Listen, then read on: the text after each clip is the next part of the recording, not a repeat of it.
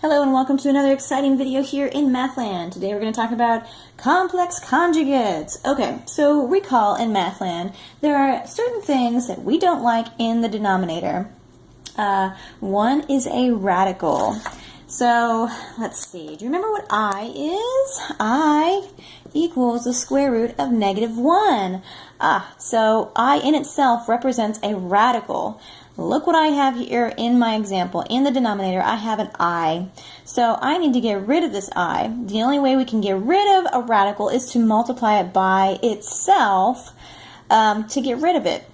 But I've got a binomial down here, so I need to multiply it by its conjugate, which is the same two terms, only with a different sign in the middle.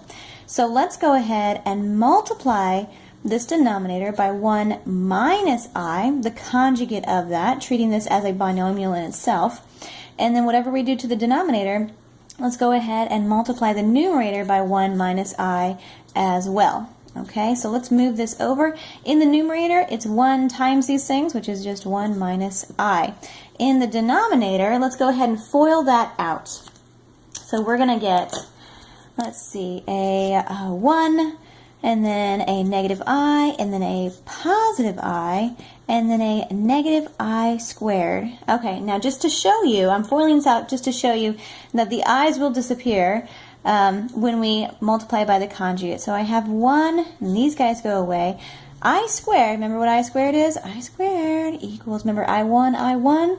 I1, it's a -1 because it's this radical times itself, and that means we're left with the radicand. So that is minus a -1. So that is 1 plus 1, which equals 2. So that's all we have in the denominator right here. But we need to write this in the proper format, a plus bi. So I'm going to break this in half. 1 over 2 minus, so this is my a, and then plus my bi, that's the term that has the I in it. 1i, so it is I over 2.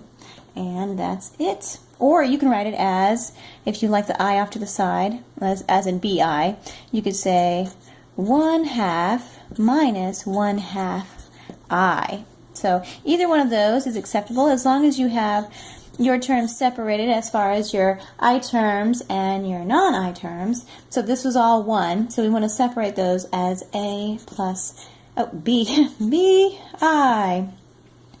Okay, so separate terms there. Let's try something a little bit more complicated here. I've got a couple examples lined up for you. Let's go with 6 minus 7i over 1 minus 2i. So I want to multiply this by the conjugate, which is the same terms down here, only opposite sign in the middle. So 1 plus 2i, and then 1 plus 2i, over here.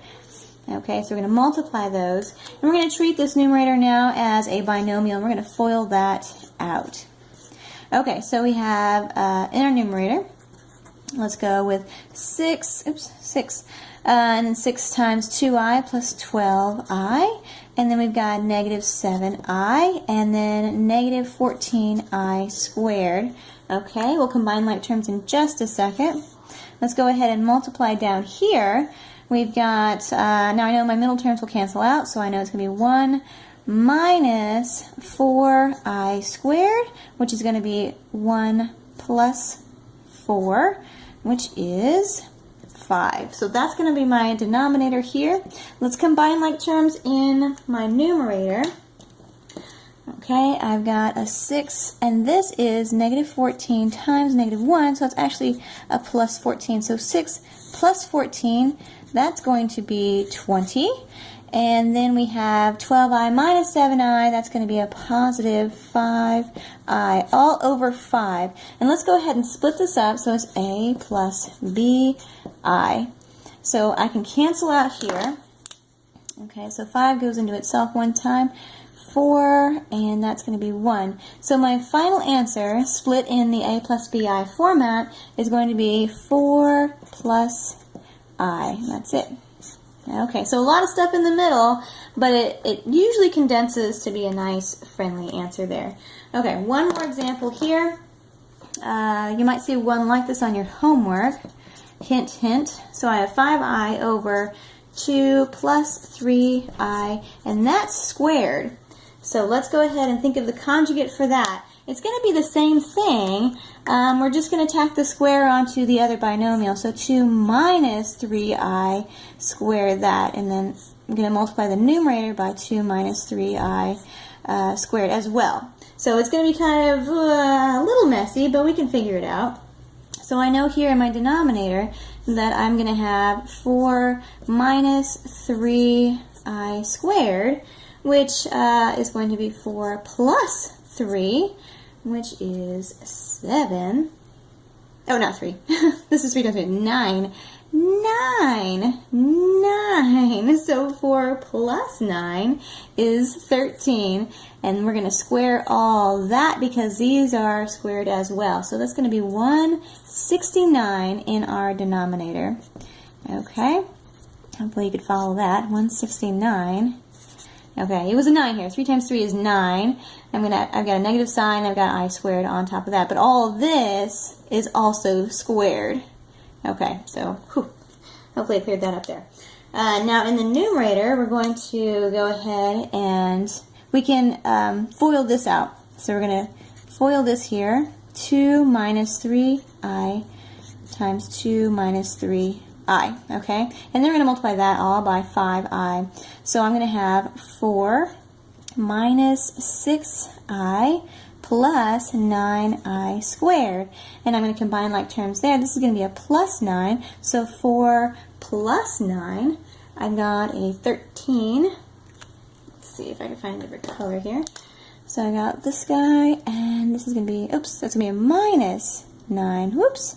4 minus 9 is a negative 5, and that's going to be a minus 6i right there. Okay, so see how that works? So it's negative 3 times negative 3 was a positive 9, and I times I was I squared. I squared is negative 1, so that's going to be a negative 9 there. And 4 minus 9 is negative 5, and I've got the negative 6. Oops, not negative 6. Oh, I'm messing up all over the place. Negative 12. That's a negative 6, and negative 6 is negative 12. Oh, negative 12i. Okay. Whew.